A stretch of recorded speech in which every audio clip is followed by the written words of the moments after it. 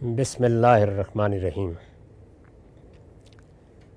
عن انس قال قال رسول اللہ صلی اللہ علیہ وسلم لا اقرأ فی الاسلام۔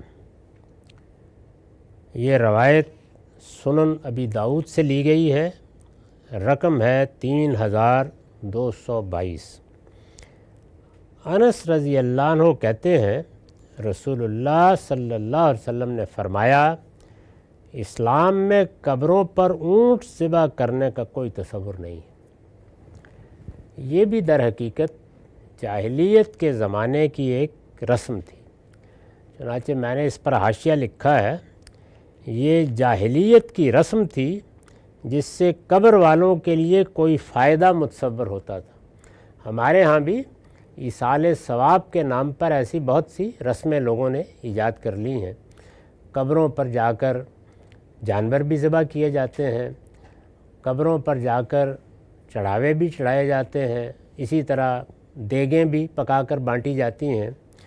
تو ان لوگوں کے ہاں اس قبائلی زندگی میں یہ طریقہ تھا کہ قبروں پر اونٹ جا کر ذبح کرتے تھے۔ یہ جاہلیت کی رسم تھی جس سے قبر والوں کے لیے کوئی فائدہ متصور ہوتا تھا، جیسے اب بھی ہم کہتے ہیں کہ ہم تو بس ثواب پہنچا رہے ہیں۔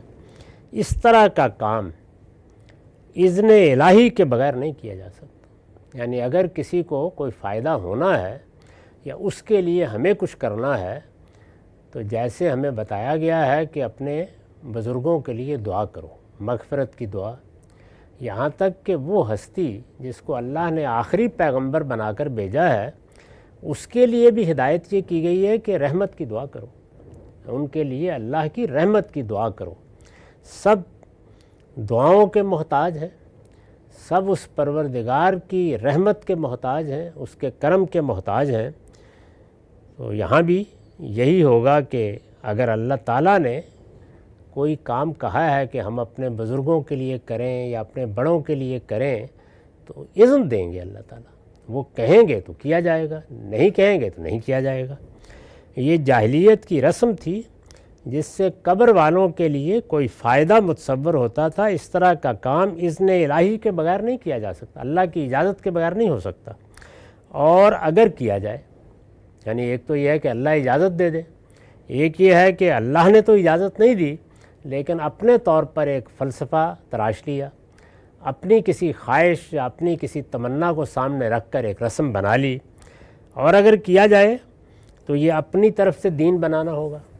اس لیے کہ اگر آپ کہیں کہ میں فلاں کام کر رہا ہوں، اس سے دنیا میں مجھے یہ چیز حاصل کرنا مقصود ہے، تو یہ علم و عقل کی بات ہے۔ آپ نے اگر اپنے تجربے سے کوئی فائدہ اس سے حاصل کرنا ہے تو ضرور کریں، انسان سارے اقدامات اسی طرح کرتا ہے۔ اللہ کے ہاں کوئی فائدہ ہوگا یہ اللہ کی طرف سے اطلاع کے بغیر نہیں کہا جا سکتا۔ اور اگر کوئی آدمی ایسی کوئی چیز کہتا یا کرتا ہے تو قرآن مجید یہ کہتا ہے کہ یہ افتراء علی اللہ ہے، یہ اصل میں تم نے اپنے قول یا فعل سے مجھ پر جھوٹ باندھ دیا ہے، میں نے تو ایسی بات نہیں کہی۔ جب نہیں کہی تو اس کی بنیاد کیا ہے؟ اور اگر کیا جائے تو یہ اپنی طرف سے دین بنانا ہوگا، جسے قرآن نے افتراء علی اللہ یعنی اللہ پر جھوٹ باندھنے سے تعبیر کیا ہے۔ چنانچہ فرمایا کہ اسلام میں اس کی گنجائش نہیں۔ تو یہ رسول اللہ صلی اللہ علیہ وسلم نے صاف صاف لفظوں میں بتا دیا کہ تم لوگ جو قبروں پر جا کر اونٹ ذبح کرتے ہو اور یہ خیال کرتے ہو کہ اس سے مرنے والے کو یہ ہوگا اور وہ ہوگا، میں جو دین لے کر آیا ہوں اور وہ وہی دین ہے جو اللہ کا دین ہمیشہ سے رہا ہے، اس میں اس طرح کی کسی چیز کی کوئی گنجائش نہیں۔ یہ معاملات اللہ کے اذن کے بغیر نہیں ہو سکتے۔